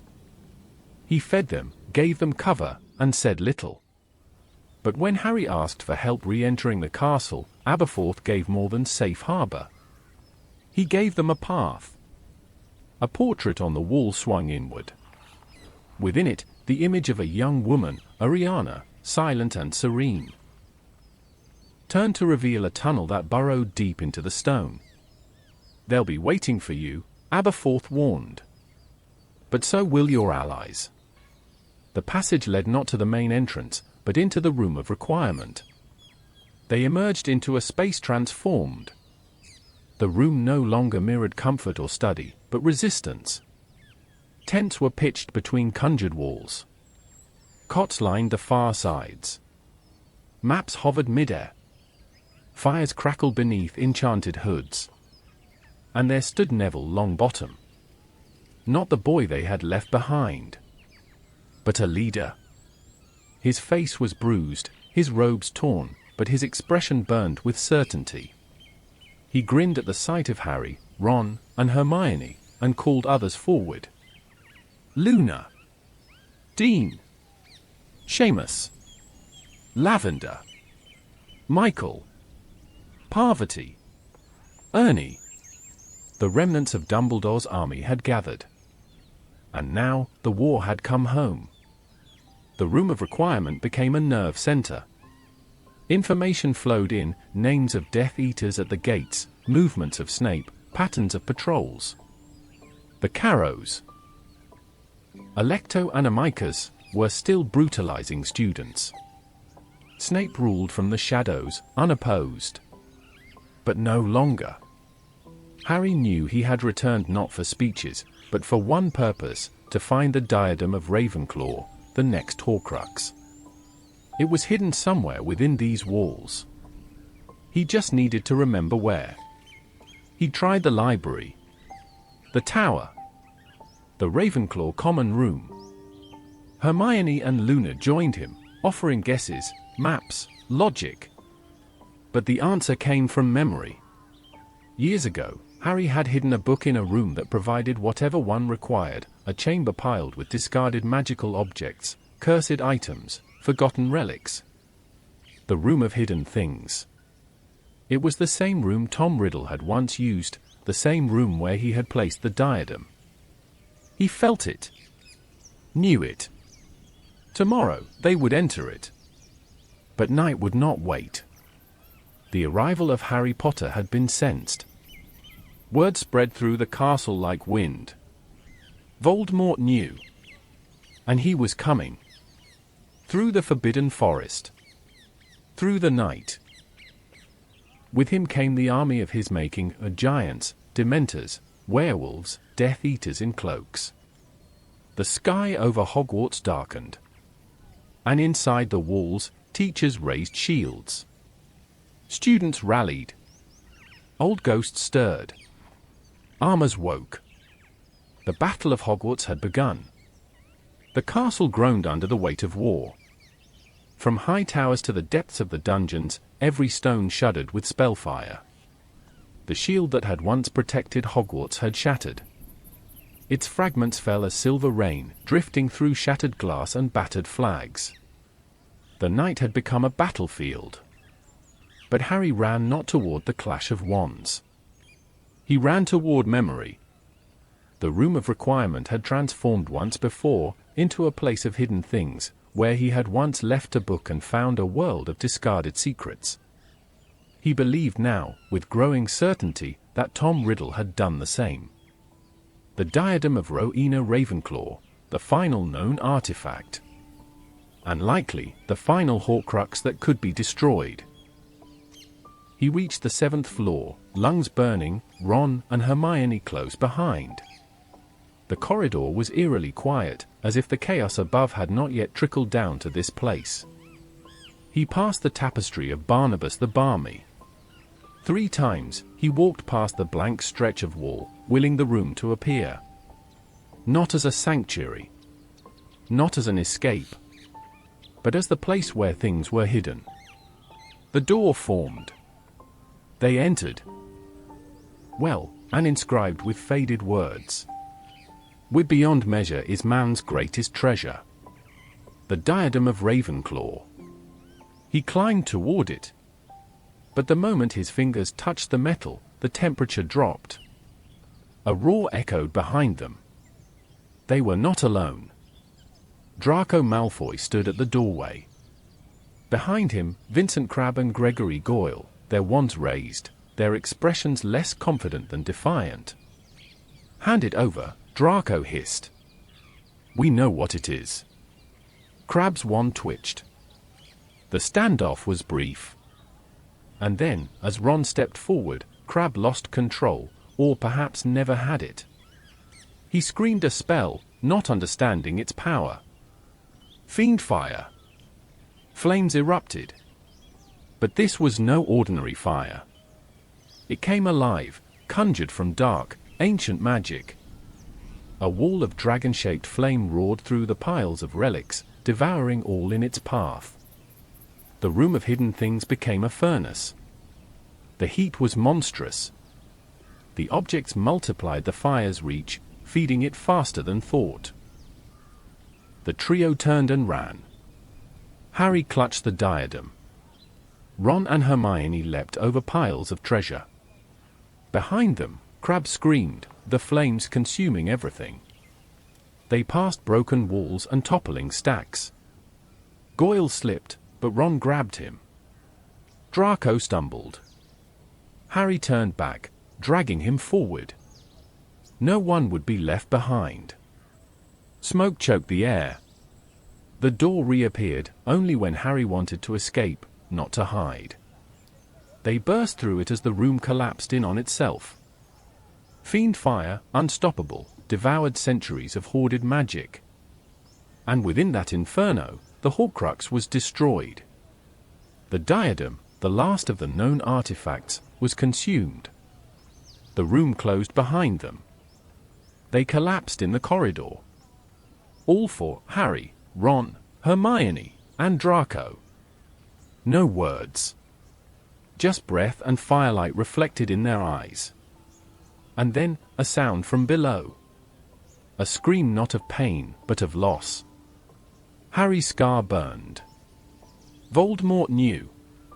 Another part of his soul had just died. Only 2 fragments remained. One, Nagini, Voldemort's living guardian. And the other, still unnamed, unconfirmed. But Harry now understood what it might be. What it must be. And what he would have to do to finish this war. The castle trembled under the strain of war. Explosions tore through its upper walls. Stone cracked. Dust rained from the ceiling of the great hall. Fires raged in corridors where once children studied charms.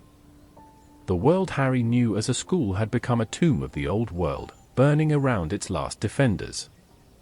And then came silence. Not everywhere, but deep within him. A stillness. Because in the chaos, Harry had understood the final truth. It came not from a vision or a prophecy, not from Dumbledore's lips or Voldemort's mind, but from within. A knowledge slow blooming. A revelation long whispered but only now accepted. He was the final Horcrux. Unintended. Unaware. But real. When the killing curse rebounded that night in Godric's Hollow, it had destroyed Voldemort's body. But not all of his soul. A fragment had latched onto the closest life. Harry. The connection had always been more than magical. It was anchored in soul. To defeat Voldemort completely, to make him mortal once more, Harry had to die. By Voldemort's hand. He left without goodbyes. Ron and Hermione were tending the wounded. They didn't see him slip away. He couldn't bear to tell them. Not this. Not now. He passed the ruined staircase, ducked beneath fallen beams, moved past bodies covered in cloaks. The ghosts watched him, not with words, but with a silent reverence. As if they knew. The Marauder's map remained in his pocket. His invisibility cloak over his shoulders. But he made no effort to hide. He wanted Voldemort to see him. Before the forest's edge, he paused. He drew the snitch from his pocket, the one Dumbledore had left him. He had not opened it. Not truly. Not until now. He whispered the words the snitch would recognize. I am about to die. It opened. And inside, nestled in gold, the resurrection stone. He closed his fingers around it. And they appeared. Not as phantoms, but as echoes of soul. His mother, her eyes shining with sorrow. His father, calm and steady. Sirius, smirking as always. And Remus, tired, but proud. We're with you, James said. Until the end, Lily added. Their presence did not ease his fear. But it gave him courage. He walked forward, into the forbidden forest. The tree swallowed the moonlight. Shadows moved. Twigs snapped. Far ahead, a fire crackled, and around it, the Death Eaters gathered. Giants loomed in the distance. Dementors floated at the edges. Wolves prowled unseen. At the center sat Voldemort, pale hands folded, his wand resting across his knees. Harry stepped into the clearing. Gasps. A stir among the cloaks. Some took aim. Voldemort raised his hand. Do not kill him. He comes of his own free will. Harry walked until he stood before the Dark Lord. His mother's presence was gone. The stone had slipped from his hand. Only the moment remained. He looked at Voldemort, not with defiance, not with pleading, but with peace. And then, Voldemort raised his wand. Avada Kedavra. Green light. And silence. There was no pain. Only a sensation of leaving. Of detaching. Harry did not know if it was death. He opened his eyes and found himself not in forest, nor fire, but in a space of soft light and silver mist. A station. A ceiling high above. The whiteness of King's Cross, if it had been dreamt by memory.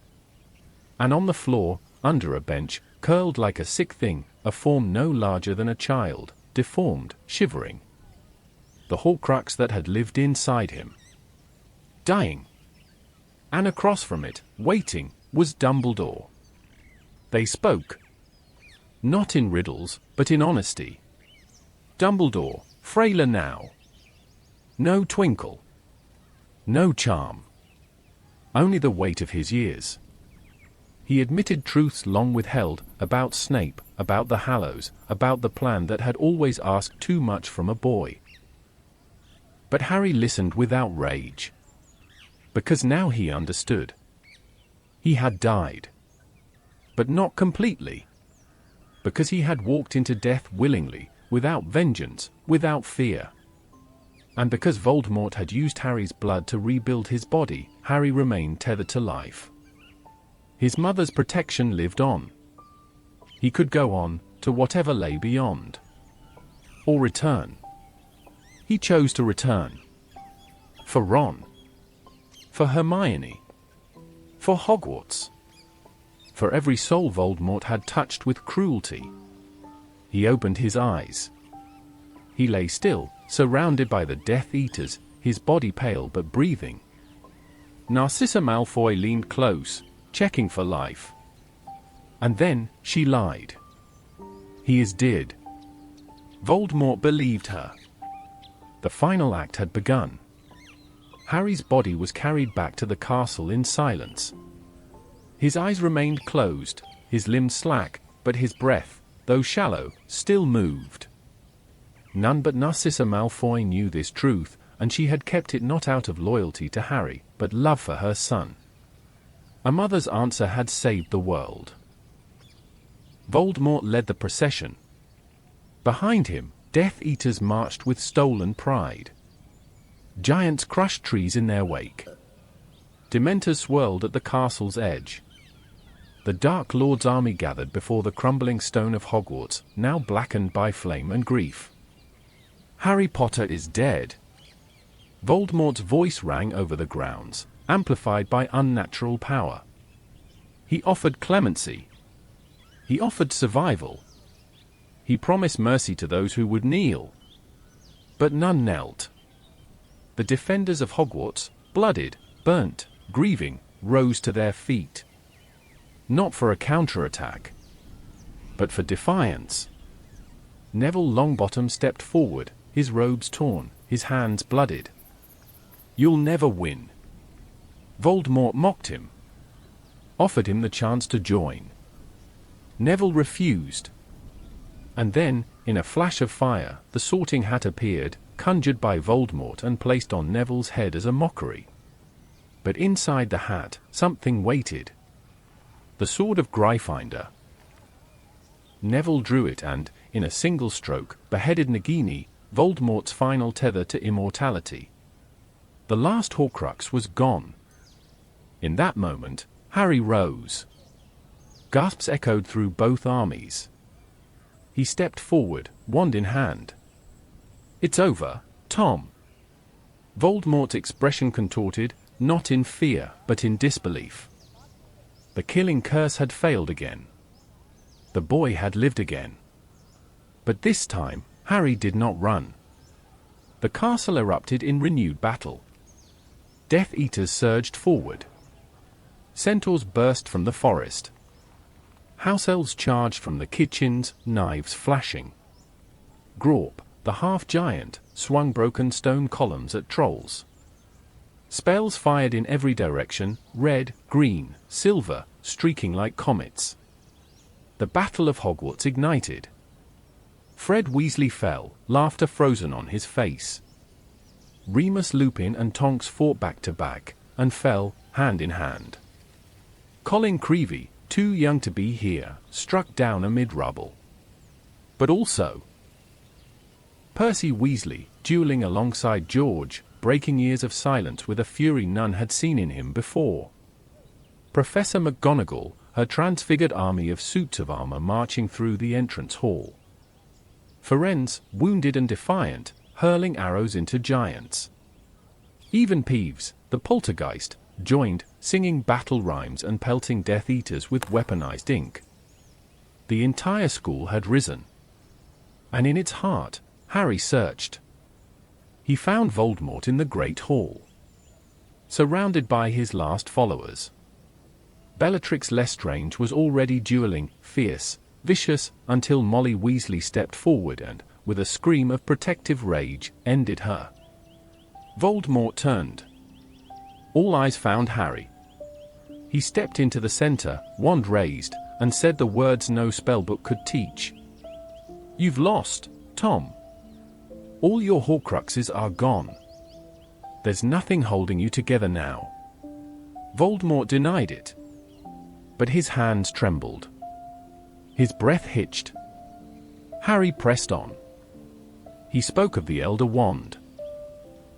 How it had never truly belonged to Voldemort. That it had passed, first, from Dumbledore to Draco Malfoy, and then, when Harry disarmed Draco at Malfoy Manor, to him. The wand Voldemort now held, it would never obey him. It was not his. And as Voldemort raised it anyway, out of desperation, out of pride, Harry met him, spell to spell. Avada Kedavra. Expelliarmus. Green met red. The hall exploded with light. But the Elder Wand recoiled. It flew from Voldemort's hand, not into Harry's, but into the air, choosing no master in that moment. Voldemort's body convulsed. And then, with a sound like wind being sucked from the world, he died. No body disintegrated. No scream. Just silence. Tom Riddle was gone. The war was over. Smoke curled from broken beams. The dead were gathered in rows, faces covered. The living tended to wounds, not all visible. Wands were lowered. And Harry stood alone near the headmaster's table, surrounded by ruin and dawn. He did not feel triumph. Only relief. And the weight of what had been survived. The fires had burned low. Hogwarts, though still standing, bore the scars of war. Entire walls had collapsed. Towers had sheared open like cracked eggshells. The marble floor of the Great Hall was scorched and scored with spellfire. And everywhere, silence pressed like fog. The victors walked carefully. They stepped between rubble and memory. No songs were sung. No flags raised. Only the quiet rustle of cloaks and the whispered naming of the dead. Harry did not speak. He walked alone through the hall, the Elder Wand in his hand, still warm from its final rebellion. He felt no surge of power. Only weight. The Elder Wand, oldest of the 3 Deathly Hallows, was flawless. Crafted by death or by legend, it responded to mastery, not morality. It had passed from wizard to wizard by murder, betrayal, theft. It had belonged to Anch Peverell, to Gregorovitch, to Grindelwald, to Dumbledore, to Draco, unknowingly. And now, to Harry, by the unwritten laws of allegiance. It was the most powerful wand in existence. And it would obey him. Fully. Completely. He looked down at it, then out at the ruins of the school, and understood something deeper than grief or magic. This wand had never made its owner greater, only more feared. Ron and Hermione found him later, standing where Dumbledore had once fallen, the foot of the astronomy tower, its stones blackened and bare. They said nothing. They didn't need to. Harry turned the wand over in his fingers. It ends with me. Hermione, I still red-rimmed from mourning, understood instantly. You're not keeping it. No, Harry said. I was never meant to. The Hallows had tempted so many. Dumbledore had chased them. Voldemort had misunderstood them. The entire myth had revolved around escaping death. But Harry had met death. And walked away. Not because of a wand. Not because of power. But because he had chosen to die. Not to destroy Voldemort, but to save others. And that choice had made all the difference. Together, they returned to Dumbledore's tomb. It had been shattered by Voldemort, desecrated in his hunger for dominance. Now, the white marble casket lay open to the light of dawn.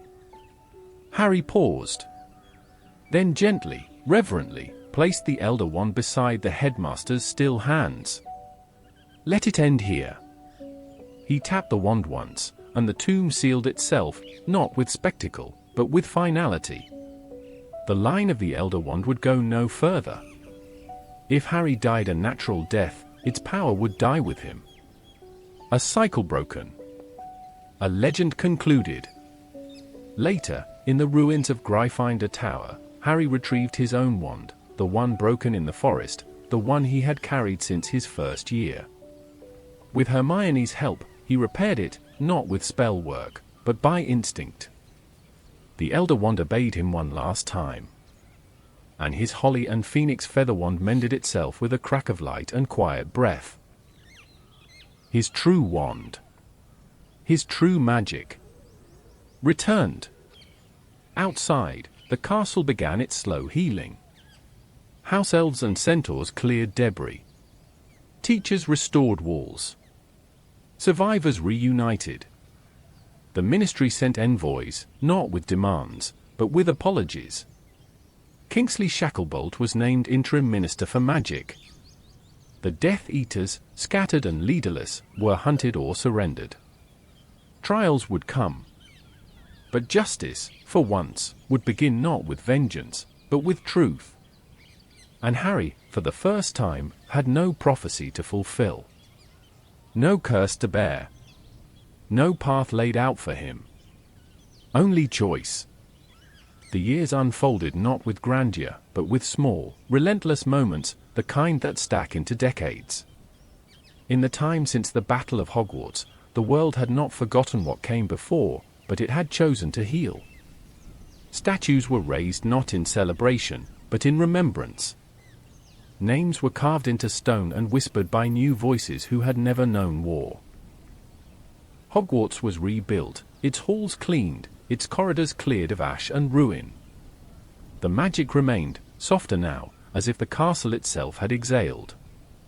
Harry Potter had not vanished from the world, but he had stepped quietly away from its pedestal. The boy who once bore a lightning-shaped scar across the pages of headlines now lived simply, steadily. He married Ginny Weasley beneath a canopy of summer clouds, their vows private, their joy untouched by the weight of the past. They made a home not far from the burrow, quiet land, open skies, a garden filled with broomsticks and laughter. Together they had 3 children, and each carried pieces of memory, both heavy and light. Harry worked at the ministry, not to lead, but to protect. His role in the Auror office was steady, focused, free of spectacle. He pursued justice with compassion, cautious not to become what he had once fought against. He kept the invisibility cloak, folded away in a drawer. The Resurrection Stone had been lost in the forest. The Elder Wand remained buried with Dumbledore. The Hallows, once myth and obsession, had faded back into fable. Harry no longer dreamed of power. He dreamed of peace. The friends who had stood beside him had not scattered. Ron, ever loyal, had joined George at Weasley's Wizard Wheezes for a time before stepping into law enforcement, helping to reshape the magical world from within. He and Hermione had married, their relationship rooted in Fireforge trust and mutual intellect. Hermione, brilliant and unwavering, became a force within the Ministry, advocating for rights long denied and laws long unchallenged. The trio remained close, not bound by war anymore, but by chosen love. 19 years had passed since that final night, and now the station was crowded with families and trunks and cats in cages. King's Cross bustled with its familiar, otherworldly rhythm. On platform 9 3/4, steam curled like memory, the Scarlet engine breathing against the autumn air. Children lined up beside their parents, eyes wide, hands gripping trolleys. Among them were James Sirius Potter, too loud and bold, already teasing his younger siblings, Albus Severus Potter, quiet and uncertain, clinging more tightly to his father's words than he let on, and Lily Luna, still too young to board but bouncing with excitement for the day she could. Harry stood among the crowd, older now, not aged in body so much as in the depth of his stillness. The scar remained, but it had not pained him for years. He bore no mark of war that anyone could see, and yet within him lived the faces of the fallen, Fred, Lupin, Tonks, Dobby, Colin, Snape, each one a silent heartbeat carried forward. He did not speak of them often. He did not need to. Their memory had been folded into how he loved, how he raised his children, how he taught them not just spells, but kindness. The train pulled away with a whistle that echoed like a beginning rather than an ending. Parents stood waving as the red engine vanished into fog, taking the next generation into the halls of magic. For a long time, Harry stood quietly, Ginny beside him, her hand in his. The crowd thinned, but they did not rush away. There was no hurry anymore. And in that stillness, with the weight of the past behind him and the future carried by others, Harry Potter felt what he had once thought impossible. He felt whole. That's our story for tonight. If you are still awake, I want to share something important with you. Making these sleep stories isn't just something I do for fun, it's my dream. I want this channel to become the best place on YouTube for bedtime stories, stories with incredible voice actors, deeper writing, and videos that make you feel like you're stepping into another world. But I can't do it alone. Every like, every comment, and every new subscriber brings me one step closer to making that dream real. So if you enjoyed tonight's video, please hit that subscribe button, leave a comment, and drop a like. It truly makes a huge difference. And don't stop here, check out my other videos. I've got magical Harry Potter lore, epic Star Wars adventures, and even timeless fairy tales like Cinderella. There's a story for everyone, and this is just the beginning. With your support, we can build something amazing together. Thank you for helping me chase this dream, and now, sleep well.